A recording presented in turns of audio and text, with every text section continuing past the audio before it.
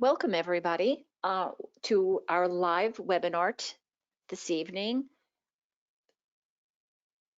sponsored by Pursuit and co-hosted by Eric Punez. I'll be introducing our presenter in a moment. Thanks for taking your time during what is a very stressful period, particularly for small business owners. But we thought that this was a very important topic, of course, particularly as we deal with how to reach your customers and not necessarily face to face. So the timing of it was awesome, and that's why we'll be talking about reaching your customers today through email marketing.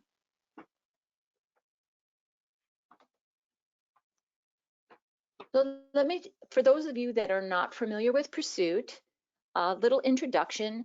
So this is a new brand. We were formerly New York Business Development Corporation, the Excelsior Growth Fund, and the 504 Company, operating out of New York State, as well as New Jersey and Pennsylvania. We have been rebranded, very excited to say, lending power to potential. And as you can see, we are very much a community-focused lender for small businesses. We have 65 plus years of history and providing solutions to all levels of business owners, from startup all the way through growth companies and those looking to acquire real estate.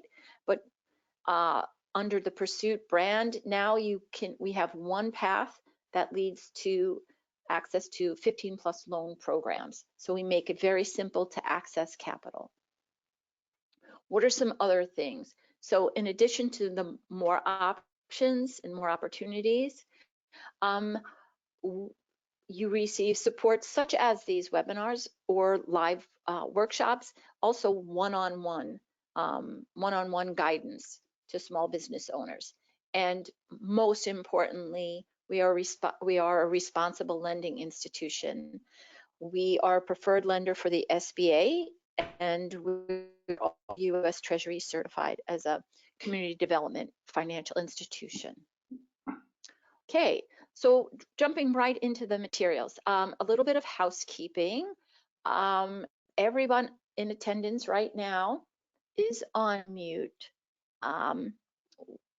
You will have the ability to ask questions. You can use the question box, and I will be monitoring questions and we'll address them as we go on. So feel free, if you hear something and you want to learn more about it, or you'd like Eric to elaborate, by all means, I'll be monitoring that. The one thing I should probably do is actually check and make sure that our screens are coming through and that the audio is coming through. So if you could see, there's a raise hand feature. So for those of you that have dialed in, can you please raise your hand if you can both hear and see the presentation? Okay, looks great. So I think we're ready to go. And with that, I am going to turn my screen over to Eric.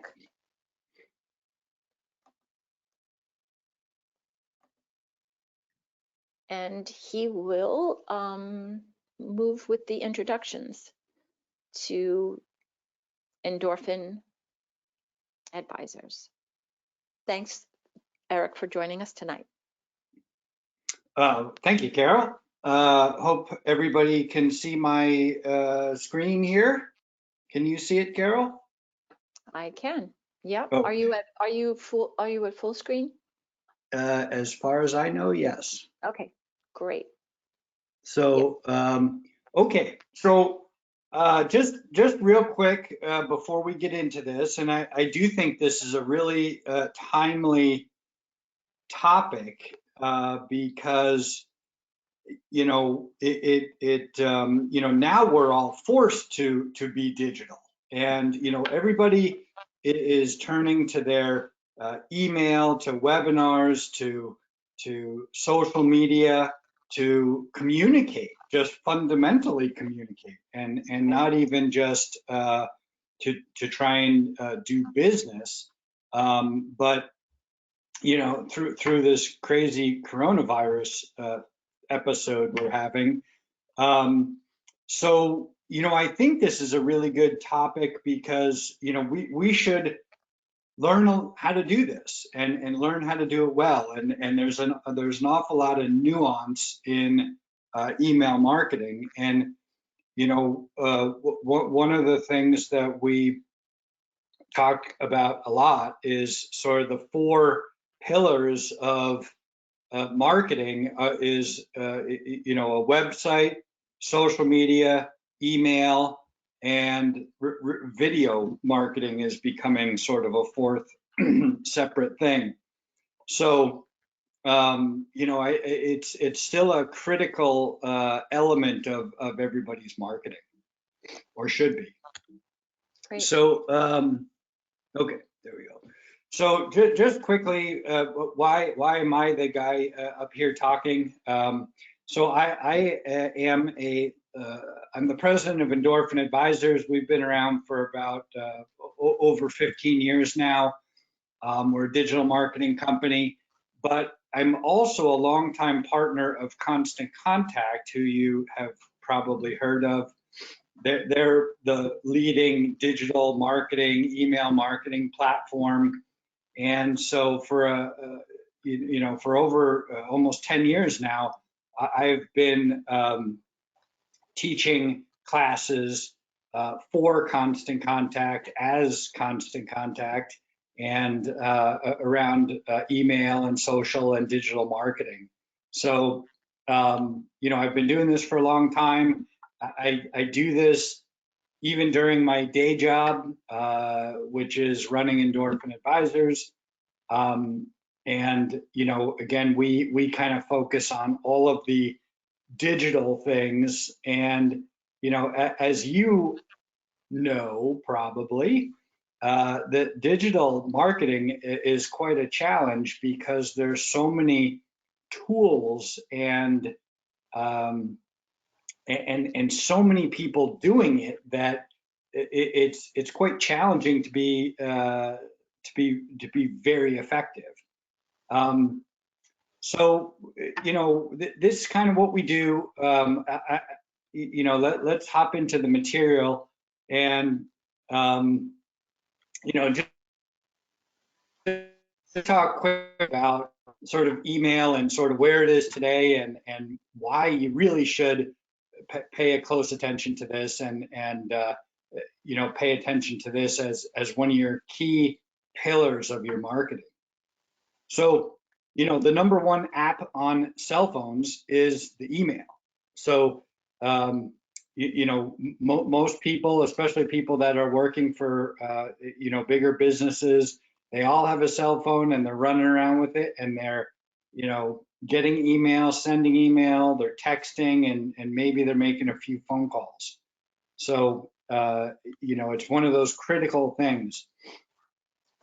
Now, email has a terrific ROI, a return on investment, or the return on the money you spend to perform email marketing. You get a lot back from it. So that's one of the beautiful things about it is, you don't have to spend a whole lot of money to get a lot of return from it. Now, here's one thing when we talk about sort of Facebook or social media, you think about, something like 90% of the email you send gets delivered to the inbox. Whereas maybe as low as 2% of your Facebook fans on your business page are going to see you in their news feed. So, using your own personal Facebook, account, a lot of people see your posts. But for business pages, it's very difficult without advertising to really get a lot of visibility on your Facebook fan page or company page.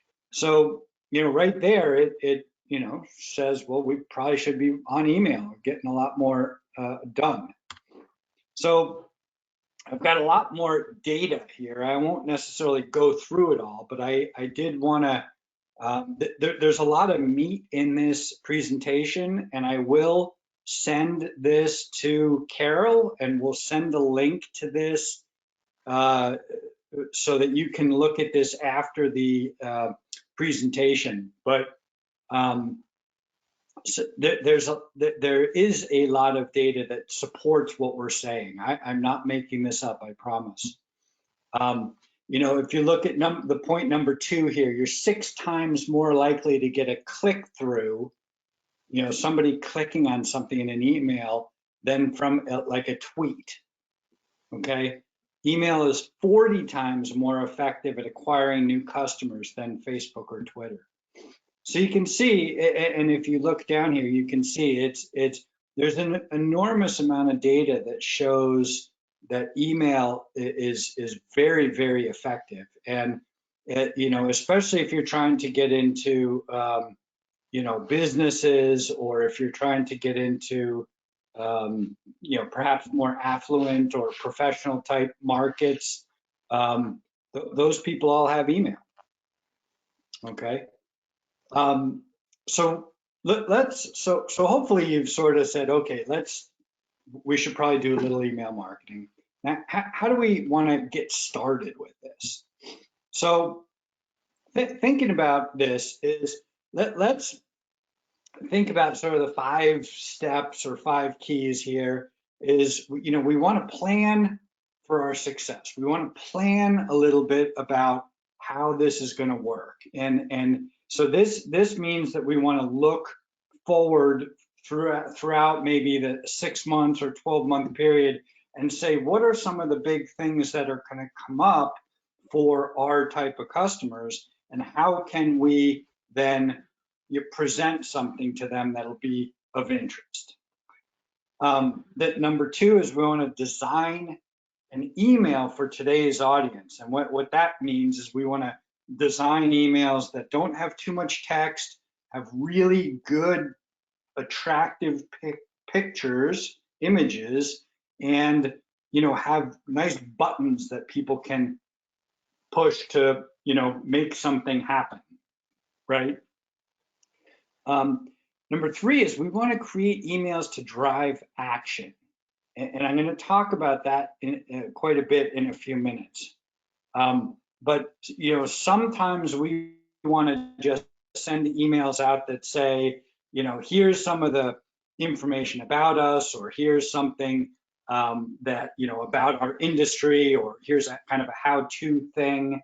But there are times when we want to make things happen. So we want to make people, you know, sign up for something, come to an event. We want to make them get a trial offer of something, or take advantage of a coupon or discount or special of some sort. So there's very specific ways that we want to talk about driving that action. And we're going to, like I said, we're going to talk about that quite a bit in a few minutes. And then measuring business impact. So when it comes to marketing, we can measure the work we do and what kind of impact that's having on us, right? So, or, you know, what kind of impact that's having on our business. You know, are we getting more sales? Are we getting more action back? So again, we'll talk more about that.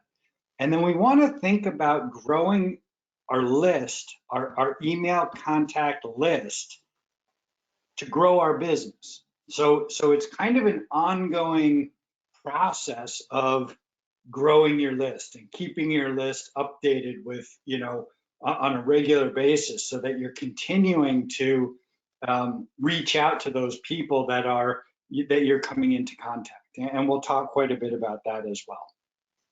Okay. Eric, So that's just very helpful. That slide alone, it kind of struck me as, because some of us, I believe, you know, or there's people out there that think email is old-fashioned, is like an old-fashioned way, and it's not an effective way. Nobody pays attention to email.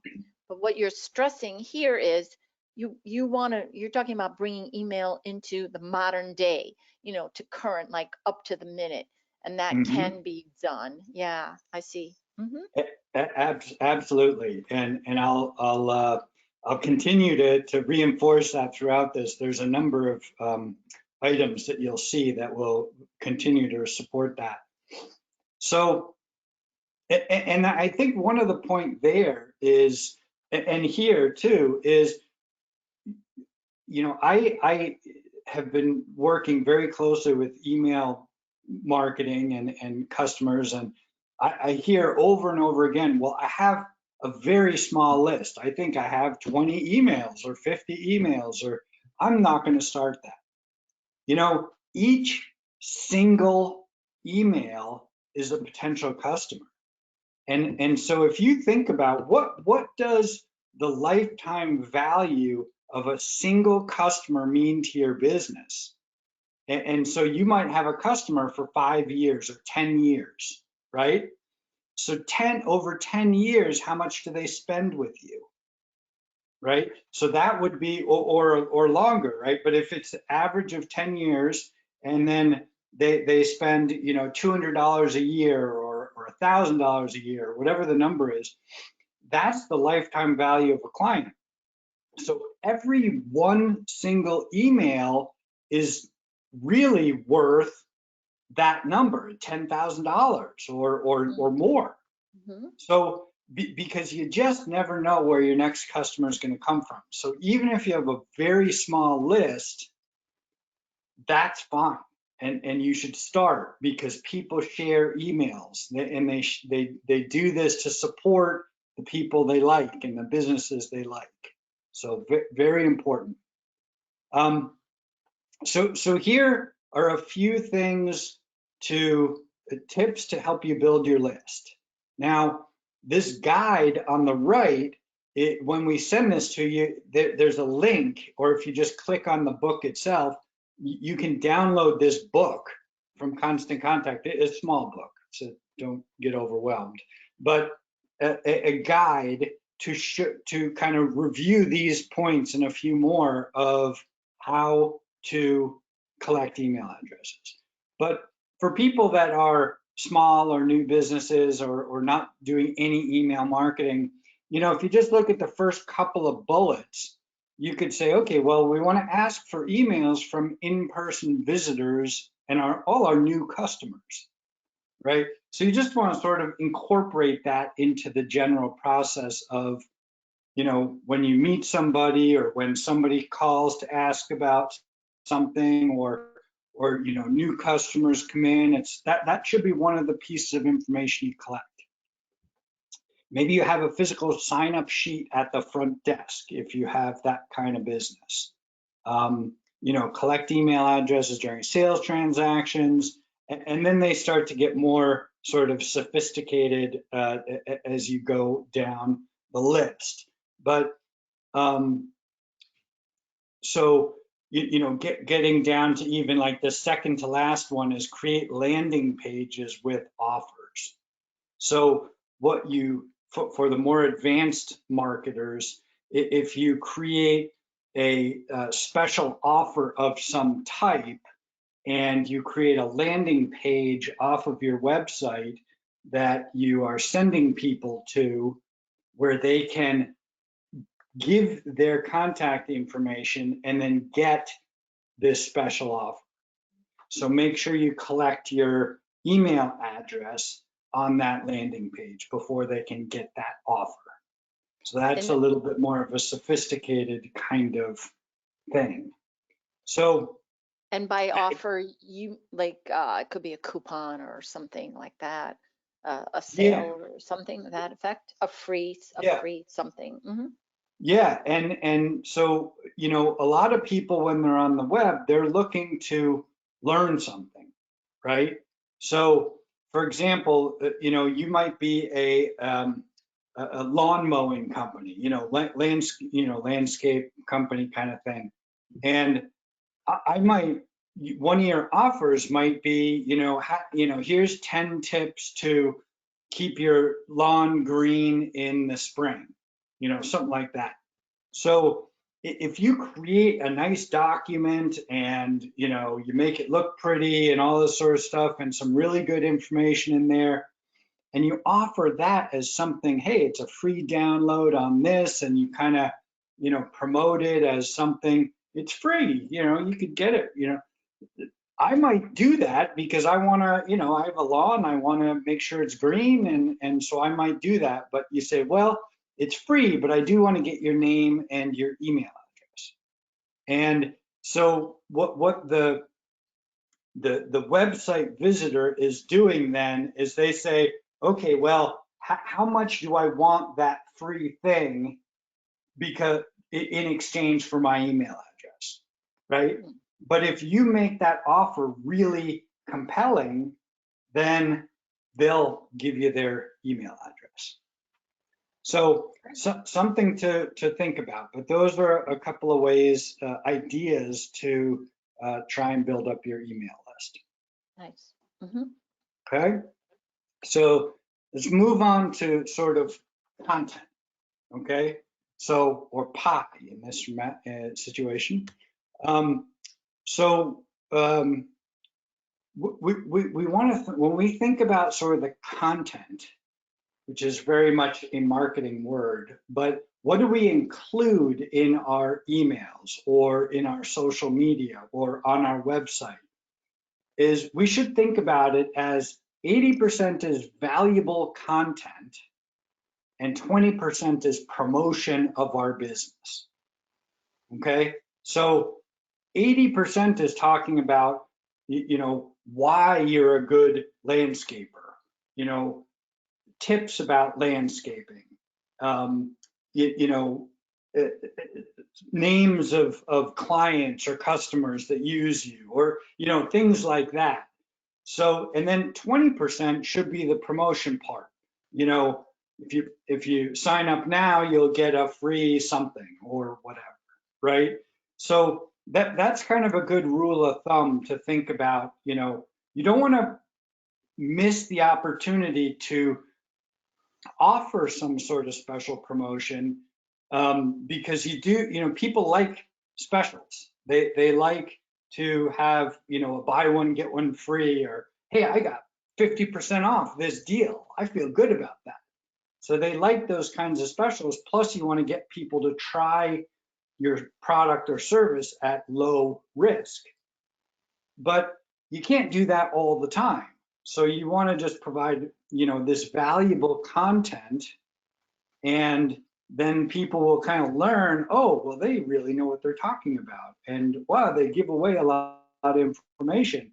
That's great, but I still don't want to mow my lawn myself. So they're still going to call you even though you're giving away all this great information. And that works in virtually any industry. Okay. So again, here's sort of like a tax preparer's example.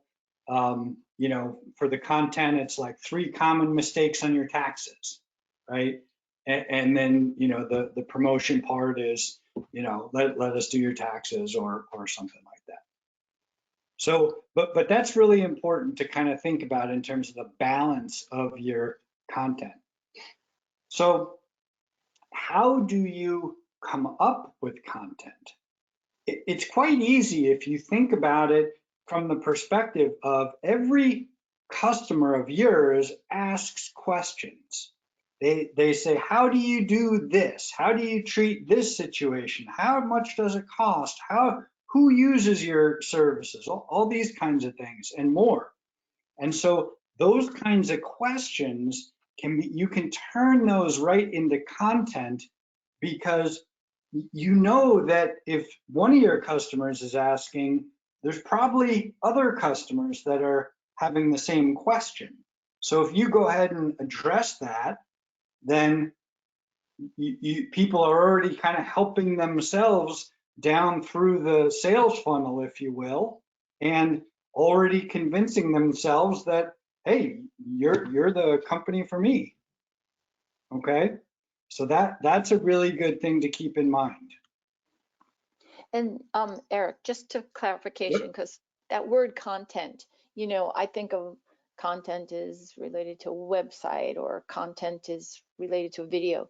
So when you're really saying that this content strategy can apply across all of those channels, So email as well, right? So it's not just on your website, it's how we're going to build a good email campaign.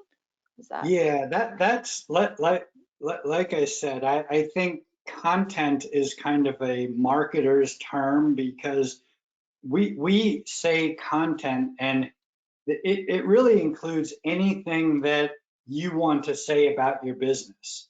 So whether it's on your website or in an Mm-hmm. email or on Yeah. social media or in a video or in advertising or even how you speak to a customer.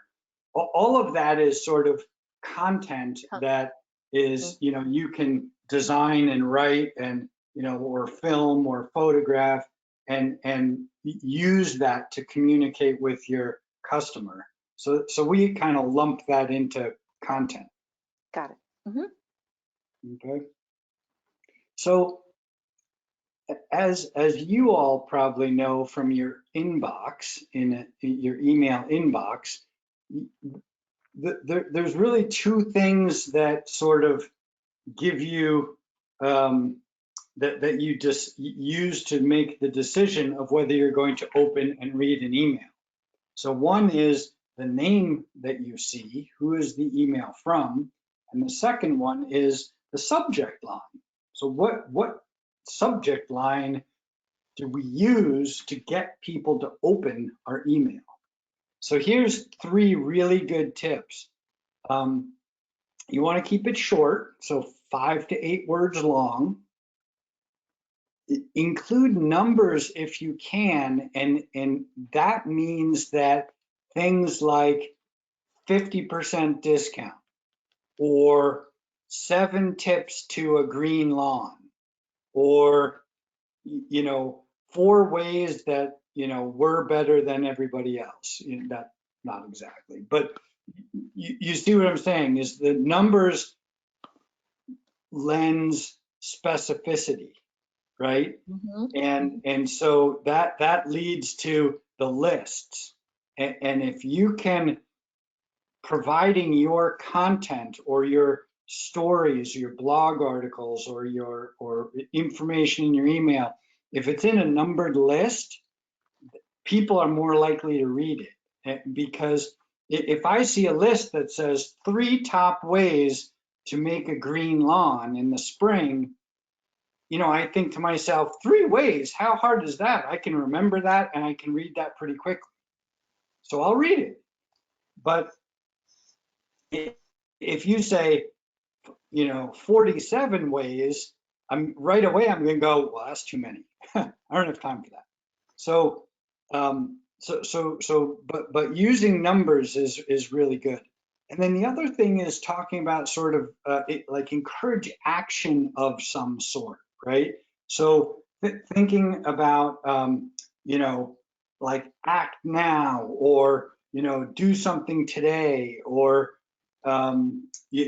call us or, so it's kind of, you give them some information and then you encourage some sort of action.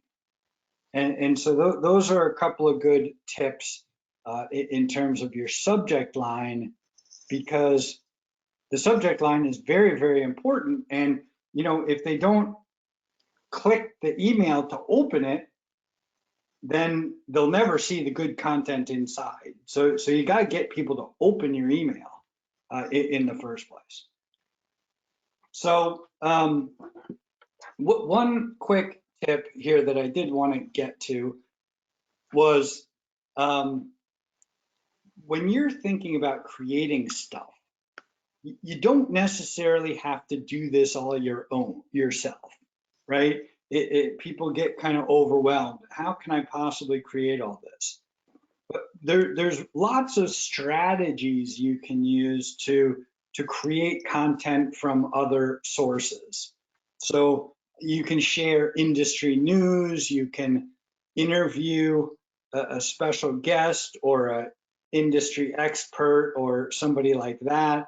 You could do survey results.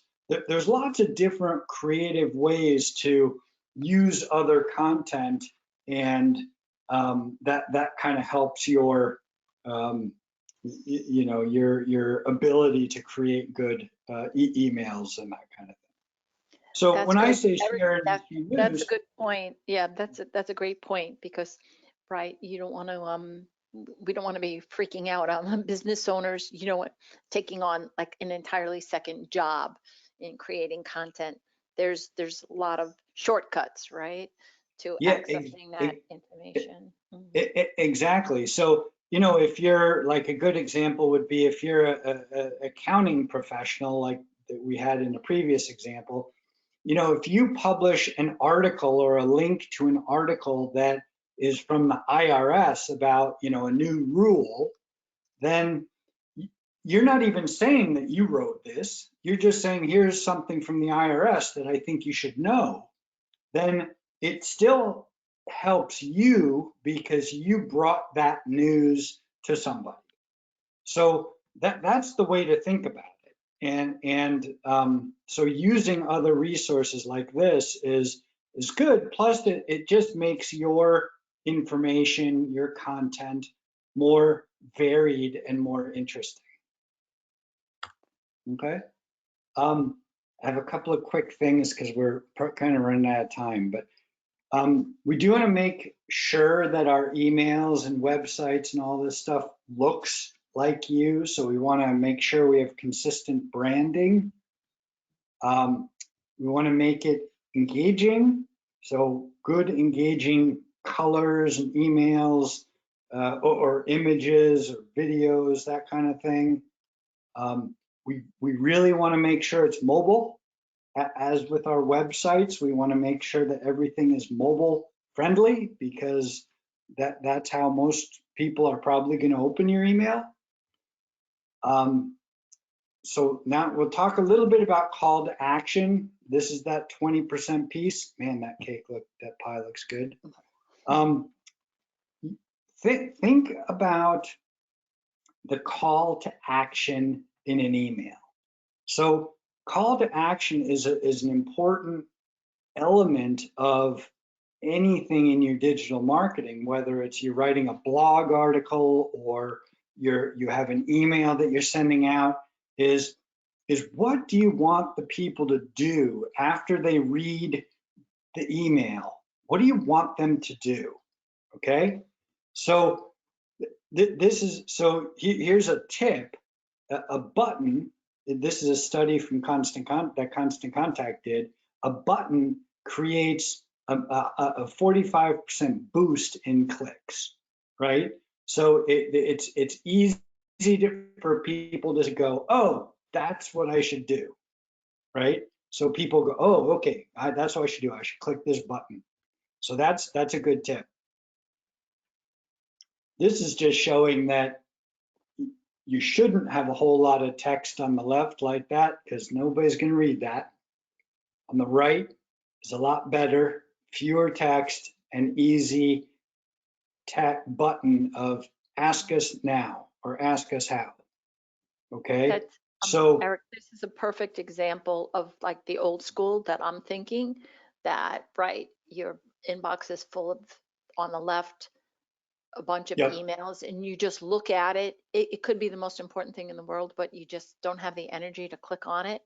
Whereas the other yep, on the right, it's yep. visually engaging. Hmm. And it just catches your eye. Hmm. Yeah, absolutely, absolutely. So you know what they say, less is more. So you know, it really this sort of visual and unique kind of email is really helpful, right? And people can, you know, on the one on the right, if people can learn all that other detail that's, you know, the two paragraphs on the left, they can learn that when they click ask us how or something like that maybe. But, you know, you don't want to, especially in an email, you don't want to send a lot of information, an email that looks and has a lot of text on it because people just aren't going to read Right. it. Okay. Eric, can I ask you a question which you Yeah, may be covering? sure. How difficult, and this could be a whole other topic, but how difficult can the average person create an email that looks like the one on the right, or Yeah, is there so a certain level of of knowledge, not unlike creating a really good looking web page? That's the kind of thing that I'm interested in knowing a little bit. yeah. How hard is that? How hard is that to do? So if you're using a system like a Constant Contact or a MailChimp or one of the other email marketing platforms, it's very easy to create things that those systems that literally drag and drop images into the editor, if you will, Mhm. and then you change a little text and pull a button in and it's very, very easy to use. And these tools, especially Constant Contact, has been around for um, like almost 30 years, I think. Mhm. And they've got some ridiculous number of clients and all this. So these products are very well developed and very easy to use. They make them easy for people that like us that are business owners. We're not graphic designers, right? So Yeah. these are made for people like us that are dummy proof, if you will. I'm talking about myself, not anybody else. Okay. But Mhm. they're very easy to use and they kind of walk you through the process and that kind of thing. So that's a great question. Thank you. Great. Great. Sure. Thanks. So again, that's a little bit of a review here. Let's kind of move on. I wanted to get I have a couple other things here and I don't want to. So one thing here, this is really important. Where does it go? So when you send an email, when somebody links on something, clicks on some link or a button in your email, where does it go? Where are you sending those people, right? So links are the magic sauce in your marketing, okay? And here's what I mean. So if you have a call to action, I don't think this worked right. If you have a call to action, so what is, if it's like,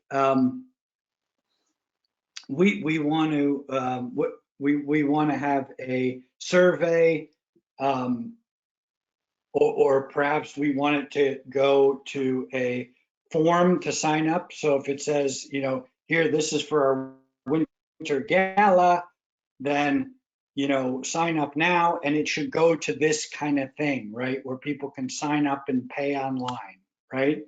Or it's, take $25 off, get your coupon here. And it goes right to the coupon when you hit the button, right? So what we want to do is when you have a button or something in your email, you say, okay, click here to get this. This is your next step. Where that goes is very important because you've got sort of one chance to get that person to Mhm. do what you want them to do. And if you don't get them exactly to the right spot, the chances of them completing what you're hoping they complete is very, very low. So if you can make it as so easy, right, that they take that button, they click there, and then, oh, there's all the registration information to join that event. Or, oh, here's that $25 off coupon. And you make it so easy for them, they'll take that next step. That So makes perfect sense. yeah, so that's important in digital marketing. So here you want to make sure when we're talking now about measuring our success, just talk about this briefly, is we want to look at how we are doing when we do certain campaigns and then see how can we improve that? How can we do better the next time? So we want to think about what should we measure. So it obviously we all want more sales, but we may not, there are lots of little steps to get to those bigger steps, right? So if we measure email opens, for example, if we can get the email open rate to go up, so getting more people to open our email, then we're going to get more people to read our information. So that should lead to more sales or clicks. So if we measure how many times people click on a certain button on an email, right? Or on our website, for example, but we're talking about emails, but it's the same thing. All of this stuff is measurable in these systems, in Constant Contact. It's automatic that Constant Contact measures how many opens and clicks that you get in your email. You don't have to do anything to set that up. There's no setup involved. Or event registrants. So, if we're doing an event, we want to measure how many people did we get to sign up, completed forms. So whether that's for a download of some sort or whatever, and how many people did we get to complete that form, or how many did we get to redeem that coupon? So these are things that marketers measure to see, okay, we got a 15% open rate on our email last month. Let's see if we can get to just 16 or 17% or 20% this month, right? What can we do to get this open just a few more times? Because again, every single potent person that opens that email could very well be the next client, and that could be quite a significant opportunity for us. So that's a great point, Eric. So right, business owners might be disappointed. They might think they want to measure or able to measure a difference in sales, due to one email campaign, when really just adding to your email list alone, is an accomplishment. But then you set, different goals around it. But the sale, is lower in the funnel, and that will take over time, and it would be unfair to really measure a success just based on that alone, right? Mm-hmm. Yeah, absolutely. So again, here's some of the things that you might measure for that. Again, in Constant Contact, you'll see that the open rate, for those of you that aren't familiar, every email you send out of Constant Contact is recorded, and then it knows if somebody opens that email, it records that action, so you can see this, and then you always have a history to see your past open rates. So you don't have to do anything. That's one of the services that is included in the cost of Constant Contact. So it's very, that's very powerful information right there. Right. And then the click-throughs, again, just any link that is in your email, or every link that's in your email. If you have one link or if you have 10 links, they're all measured in your reports, and they'll show you literally when the number is blue like that, the 10%, when that's blue like that, you can click on it and it'll show you who clicked on what link on what day and what time. So the amount of information is quite staggering, and really shows you exactly what works and doesn't work. Okay. real quickly, and I know we're getting sort of near to the end of time here, but No, this is great information. I have one sort of bonus tip, if you will, and this is regarding email automation. So I don't want to get too sophisticated here or confusing here, but automated emails, if you look at this second point, they average a significantly higher open rate and higher click-through rate or click rate than regular emails. Now you'd think that that is the opposite, that if you send an automatic email, people aren't going to read it. But that's not the case, because so if somebody signs up for your email list, or they buy something from your website, or they reserve a meeting time with you or something like that, and your system automatically sends an email confirming that, that email gets opened all the time. And so you can take advantage of that knowledge by including other useful information and links in those emails to give these people more information, get them on back to your website, for example, or whatever. Very important. So another, if you look at the third point, 77% of your ROI, of your return on your work, your return on your investment, actually comes from segmented campaigns or targeted campaigns or triggered campaigns. And what those means are not from your, hey, we're going to send just our, whole, we're not going to send one email to our whole list of people.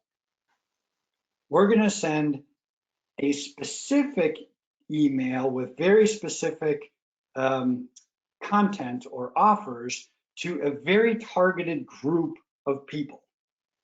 So you might send them to, your new customers, or your female customers, or your homeowner customers, or your whatever, right? People that haven't bought from you lately, people that have bought a certain product from you lately, but you want to show them other products. So that is where email marketing truly becomes valuable, is when you send very targeted emails. And think about that. If you get an email and it says email newsletter, you're like, well, how can that be interesting to me? These people are just sending me like a generic newsletter. But if you get an email that says, thank you for shopping on our website, here's some other products you might like to see based on your purchase, you're going to open that because you're going to go, wow, they know something about me and they're helping me shop, helping me find things that I might need. So email automation, or sending automated emails that these like Constant Contact can easily set up, is very, very powerful. Here's 5 specific examples of when you might use a event-driven autoresponder, meaning something happened, right? There was an event of some type, and then you have an automatic email that goes back. So again, the example I just used was showcasing a product complementary to a recent purchase, right? So that makes sense. Another one is following up like a inquiry or download or something like that on your website, following up that. Onboarding new customers. So either before or after their first visit, you send them an automatic email. Maybe it's a survey, maybe it's a special discount, special offer, something like that. For nonprofits, I don't know if there's any nonprofits out there that are listening in here, but providing information, I work with a lot of nonprofits, and I have been on the board of a nonprofit for 8 years. And I know the most important thing that donors want to know is how much of my money is going to services versus to administration, and how are you using my money? So if you send out an email with that kind of information, then you will get people to be very satisfied and donate more to your organization, right? And then the fifth is probably the best and most powerful, is after a salesperson meets with a potential customer, but maybe doesn't get the sale, right? So maybe the person's shopping around, maybe it's a really competitive thing like, the insurance world, where, people are going to meet with, a couple of different insurance brokers and then pick one. But if after that salesperson meets with that person and then they send an automatic email to kind of thank them, give them a little more information, see if they have any questions, again, more communication, it's very, very powerful. These are 5 good examples for you. So Great. I just want to sort of say this, hopefully this doesn't give you the sense that this is that difficult. So I just wanted to kind of end by saying, you can do this. You can definitely do this. And, there are tools out there, there's people out there to help you, but you really can do this all by yourself. And you should get started with some sort of email marketing. Okay? 3 little steps to send that first email. Write a goal. What do you want them to do? Design a call to action, and then measure those results. Okay? I have a couple more resources for you. So get started with email marketing, 10 ideas that work. So again, I'll send this to you. You can click and download this short guide, but from Constant Contact, very, very useful. And then we have some other resources for you from us. That we have a lot of more marketing guides and ebooks on our website, so there's a link for that. We do free digital marketing consultations, so you can sign up for that. We do free website audits, so we can audit your website, and we're happy to do that. And then we're also, during our coronavirus hibernation, we are offering 30% off the normal pricing of web design for small businesses. Okay, that's it. Are there any questions? I am checking, and please feel free. I see people have stayed with us, Eric, because there's so much great information here. We can hang out a little bit more, and if you want to type in some questions, I don't see any right now. So my takeaway, and you can send the screen share back to me, Eric, but my takeaway from this is that with a little bit of guidance, so not to push it, your overriding message is that on a regular basis, a small business owner can take charge of their own email campaign. However, a little strategy is best to kick it off. So, reaching out to you for a consultation or working with a specialty advisor to lay out a strategy, what this will look like by setting your goals, what it is you want to accomplish. And then what I'd like, Eric, about your style working with businesses is that you want them to take ownership of their, marketing strategies, but that it's best to start off with a game plan, perhaps from a professional. I think that that's really a great point to be made. So thank you very much for that. Great. Great. Hopefully And I've given you permission or the control yep, back. I've Good. got it. Yep. And so I just wanted to end it, folks, with just the last, just our last little thing, which was that Pursuit is here in your, once we're getting some great feedback, Eric, we have a couple of people with comments, just appreciating this. Pursuit is here for, as a resource partner for you, so you can be learning. I think Eric's point about during this downtime to be like gearing up to say, when we come out of this, when your business, you come out of this, you're going to come out stronger than before. Obviously, being digital is going to be key for now and now forever. So it's a great time to be working on these kind of plans. Pursuit is here for you in terms of funding as well. For those that are thinking about taking advantage of opportunities in this environment, we do, we make it easy to access working capital. We have an online platform with very little requirements in terms of uploading of documents. We're trying to get funding out quickly to people who are in need to take advantage of an opportunity. We have fixed asset financing for a lot of the items that are on this sheet. Again, it really runs the gamut. Some of these products are SBA loans, not the disaster loans, but actually new loans for new opportunities. And here you go. Please reach out to me, and we will share this presentation, both Eric's and his resources. And just Google pursuitlending.com for all of this great information. And I really appreciate everyone for sticking with us. And thank you so much. And Eric, thanks.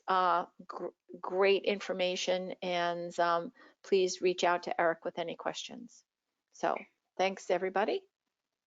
Thank you very much, everybody. Thank you, Carol. I really appreciate it. And please don't hesitate to contact me with any questions or just to say hello.